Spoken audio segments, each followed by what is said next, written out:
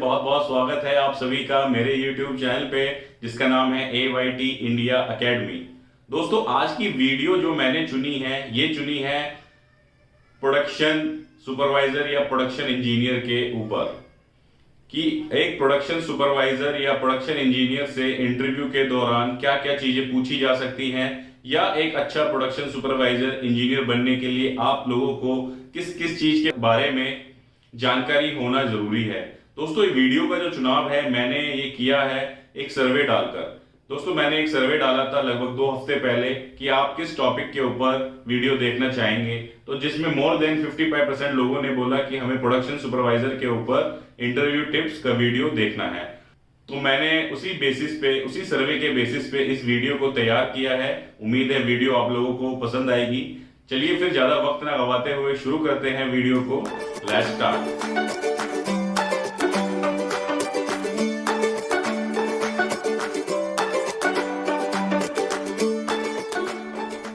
दोस्तों जो production department होता है वो कंपनी के अंदर एक कमाऊ पुत्र की तरह होता है जिसका काम होता है मटेरियल को प्रोड्यूस करना ताकि उसको हम कस्टमर को बेच सकें। तो इसलिए जो प्रोडक्शन डिपार्टमेंट है उसके ऊपर जिम्मेदारी और भी बढ़ जाती है कि वो एफिशिएंटली और बहुत ही बेहतर तरीके से काम करे जिससे कि ज़्यादा से ज़्यादा आउटपुट मिले और कंपनी अच्छा परफॉर्म कर पाए। तो दोस्तों सबसे पहली टिप जो किसी प्रोडक्शन सुपरवाइज़र या प्रोडक्शन इंजीनियर के लिए है वो है कि जो जर्नल टॉपिक्स हैं उनके बारे में उसकी क्या अवेयरनेस है। जो मैन्युफैक्चरिंग के जर्नल टॉपिक्स हैं उसके बारे में प्रोडक्शन सुपरवाइज़र या इंजीनियर को क्या अवेयरनेस है। जर्नल टॉपिक क्या है, जिसमें सबसे पहला है 5S। जो हमारा प्रोडक्शन सुपरवाइज़र है उसको 5S के बारे में जानकारी होनी चाहिए कि 5S क्या है, हमें 5S करना क्यों ज़रूरी है, 5S करने से क्या फ़ायदे होते हैं। तो जैसे कि आप लोगों को पता है कि 5S एक जापानीज़ टर्मिनोलॉजी और सिस्टम है जिसका मकसद है कार्यस्थल को व्यवस्थित तरीके से रखना। और 5S जो है 5 स्टेप से मिलके बना है, सेरी, सीटोन, सीसो, सिकेत्सु, सिस्सुके।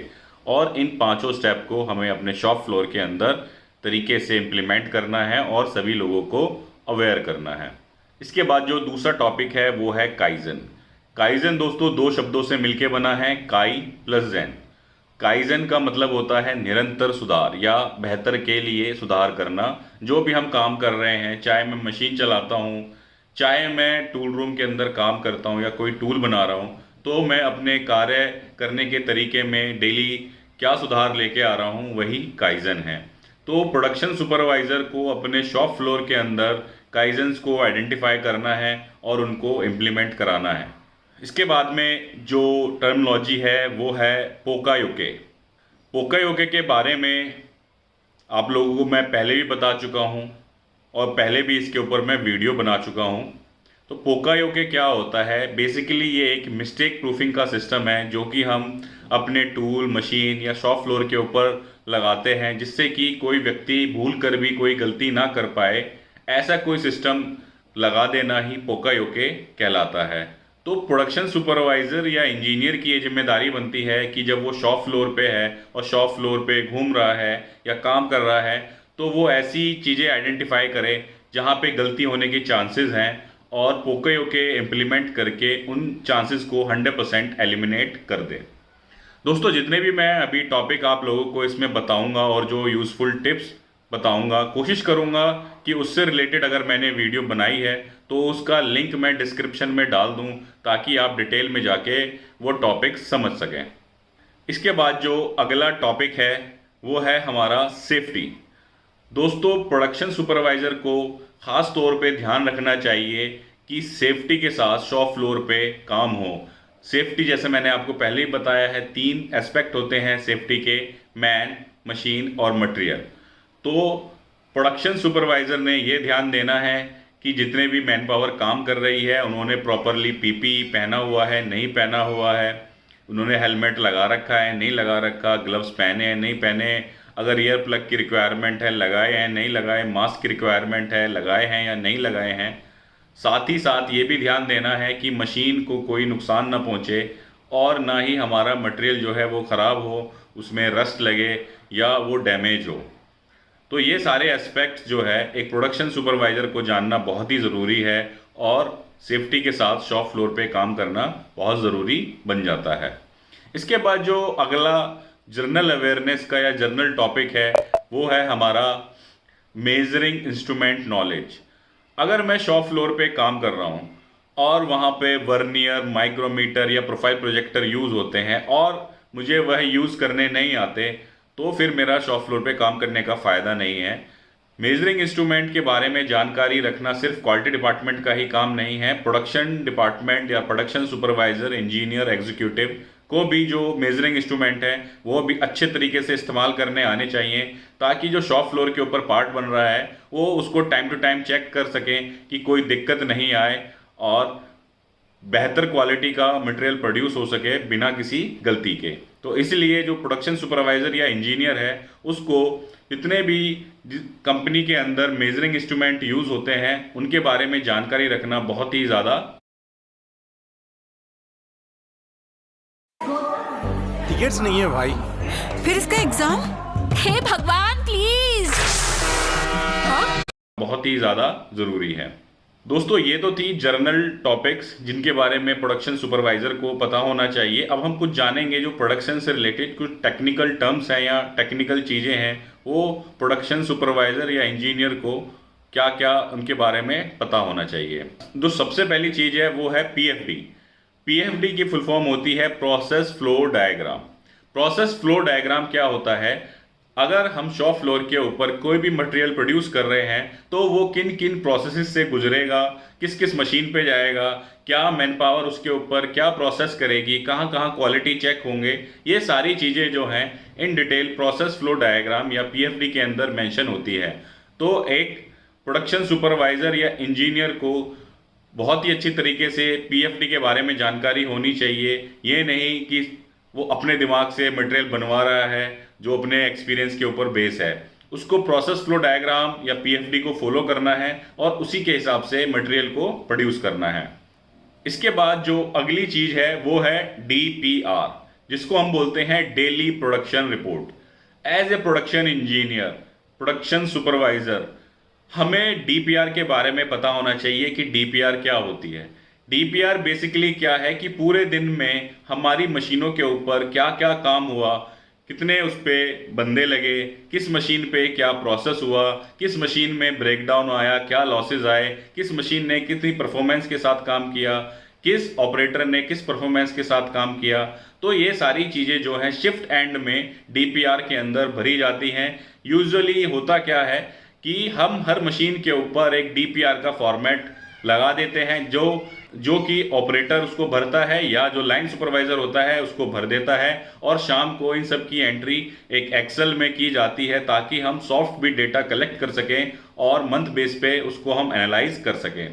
तो एक प्रोडक्शन सुपरवाइजर और इंजीनियर को डीपीआर के बारे में इन डिटेल नॉलेज होनी चाहिए कि डीपीआर कैसे भरना है और डीपीआर से हमें क्या रिजल्ट मिलता है।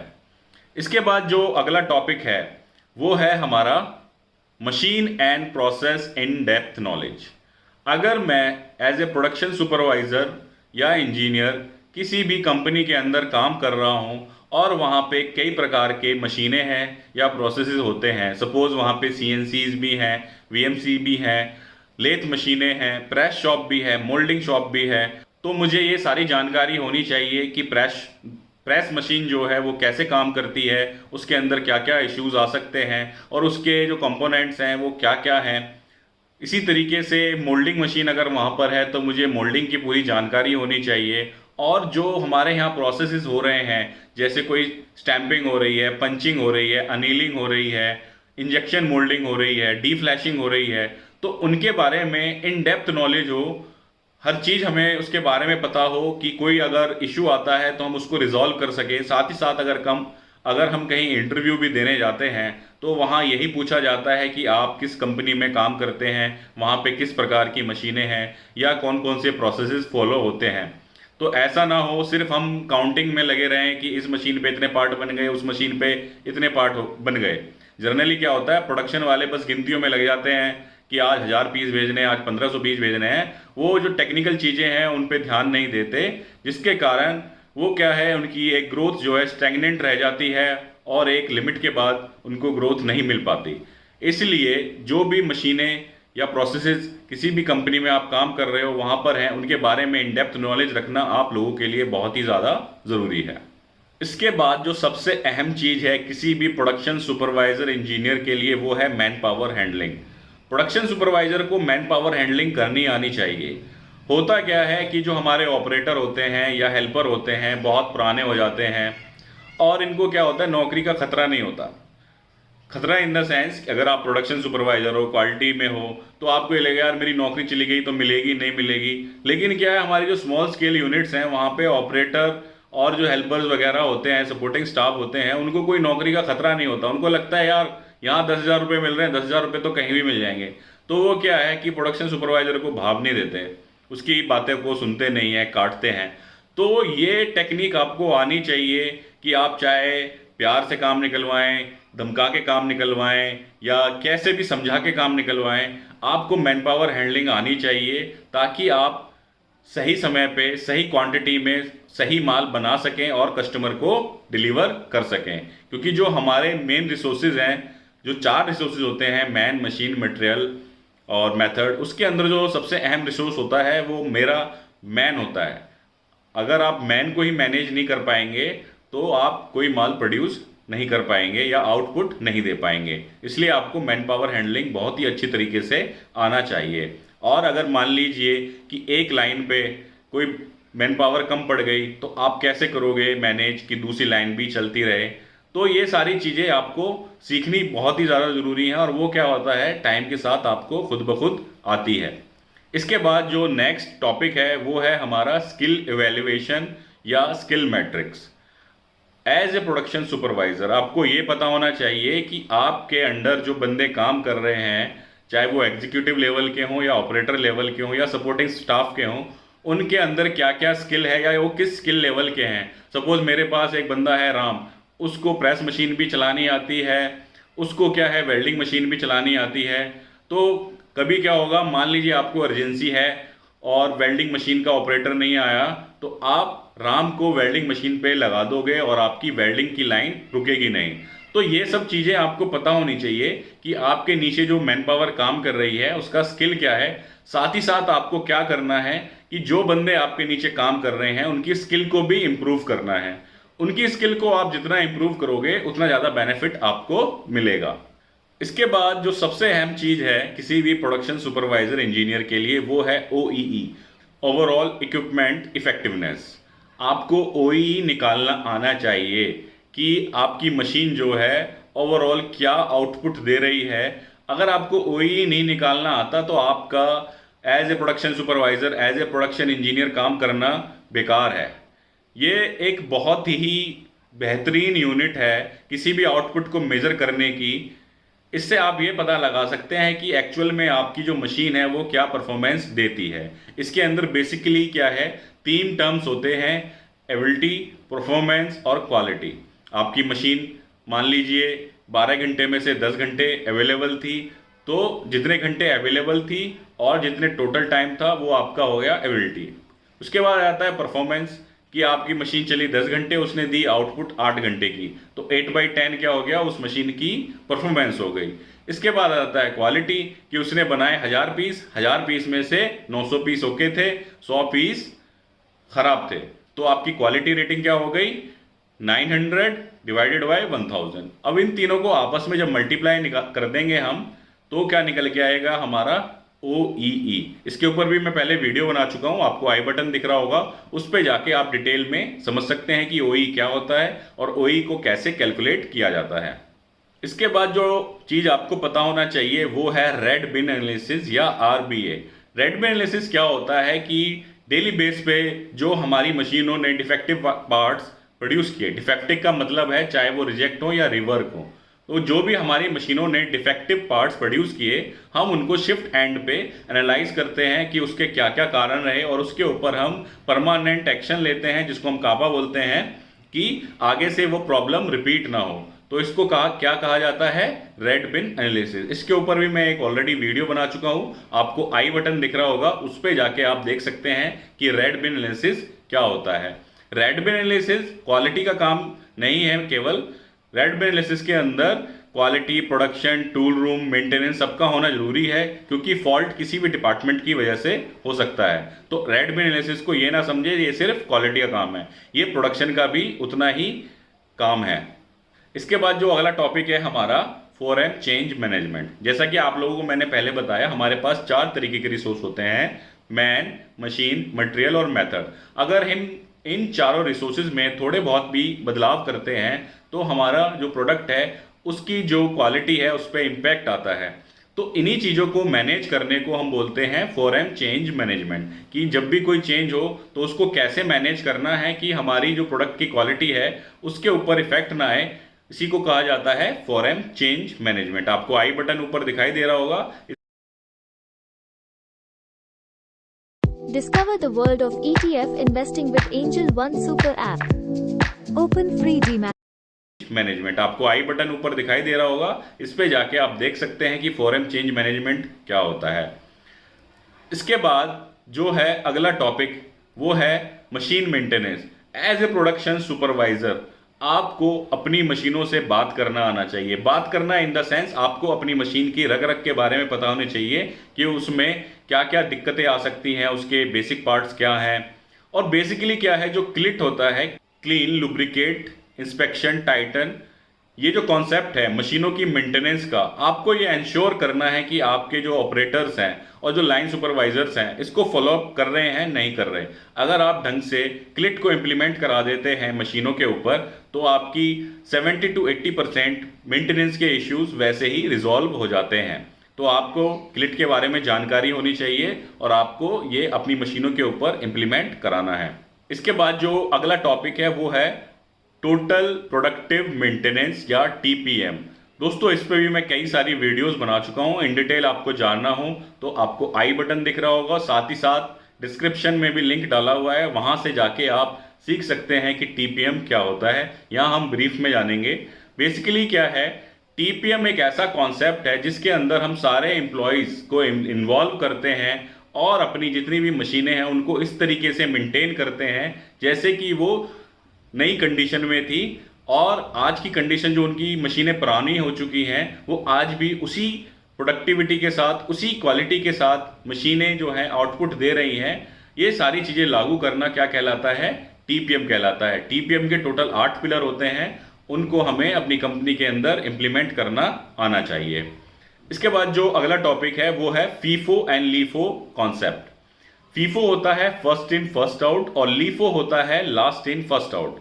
एज ए प्रोडक्शन सुपरवाइजर आपको ये पता होना चाहिए कि FIFO क्या है। FIFO का मतलब हुआ कि जो मटेरियल पहले आया है वही हमें पहले कंज्यूम करना है, क्योंकि अगर प्रोडक्शन डिपार्टमेंट जो मटेरियल बाद में आया उसको पहले खपा के पहले उसने प्रोड्यूस कर दिया, कस्टमर पे भेज दिया, तो क्या होगा, जो पुराना माल है वो रखा रह जाएगा और उसमें जंग लगने के चांसेस हैं, रस्ट लगने के चांसेस हैं, उसकी वारंटी खत्म होने के चांसेस हैं, बहुत सारे इश्यूज हैं। तो इसलिए एज ए प्रोडक्शन सुपरवाइजर आपको ये निश्चित करना है कि जो मटेरियल पहले आया है वह पहले इस्तेमाल हो, यही FIFO कॉन्सेप्ट है। और LIFO कॉन्सेप्ट क्या है, जो मटेरियल बाद में आया है, जो लेटेस्ट मटेरियल है वो पहले इस्तेमाल हो। तो हमें कौन सा कॉन्सेप्ट फॉलो करना है, FIFO कॉन्सेप्ट अप्लाई करना है। जो सबसे मेन काम है किसी भी प्रोडक्शन सुपरवाइजर का वो है यील्ड इंप्रूवमेंट। बेसिकली यील्ड क्या होता है कि आपने कितना रॉ मटेरियल डाला और आपको कितना फिनिश गुड मिला। सपोज आपने 100 ग्राम रॉ मटेरियल डाला और आपको जो फिनिश गुड मिला वो मिला 90 ग्राम, तो आपका क्या हुआ, 10% जो मटेरियल है वो लॉस हो गया और आपकी यील्ड जो निकली वो 90% निकली। तो एज ए प्रोडक्शन सुपरवाइजर आपकी ये जिम्मेदारी बनती है कि यील्ड को आप इंप्रूव करो और 100 की तरफ मैक्सिमम आप उसको लेकर के जाओ। नेक्स्ट जो जानकारी एज ए प्रोडक्शन सुपरवाइजर आपको होनी चाहिए वो होनी चाहिए KPI और MRM के बारे में। KPI क्या होता है, की परफॉर्मेंस इंडिकेटर्स, और MRM होता है मैनेजमेंट रिव्यू मीटिंग। आपके डिपार्टमेंट के KPI क्या हैं? जब आप किसी कंपनी में ज्वाइन करते हो तो आपको बताया जाता है कि आपके डिपार्टमेंट के और आपके इंडिविजुअल के KPIs ये हैं। सपोज कि आपको प्रोडक्टिविटी इंप्रूव करनी है बाई 10%, आपको मैन्युफैक्चरिंग कॉस्ट रिड्यूस करनी है बाई 10%, आपको टूलिंग कॉस्ट कम करनी है बाई 20%। तो ये क्या हो गए हमारे KPIs। तो तो हमें अपनी KPIs के बारे में पूरी जानकारी होनी चाहिए और उनको हमें मॉनिटर करना आना चाहिए और साथ ही साथ उनको हमें सस्टेन करना है, जो हमें टारगेट मिले हैं उनको अचीव करना है। ये सवाल भी अक्सर इंटरव्यू में पूछ लिया जाता है कि प्रोडक्शन और प्रोडक्टिविटी में क्या डिफरेंस है। बेसिकली क्या है, जब कोई हम प्रोडक्ट बनाते हैं तो उसके अंदर कुछ इनपुट होता है, उसके ऊपर प्रोसेस होती है और हमें एक आउटपुट मिलती है। तो ये प्रोसेस क्या हो गई, प्रोडक्शन। जबकि प्रोडक्टिविटी क्या है कि जो हमारे को रिसोर्सेज मिले, हमने उसको कितना इफेक्टिवली यूज किया, उसको हम बोलेंगे प्रोडक्टिविटी।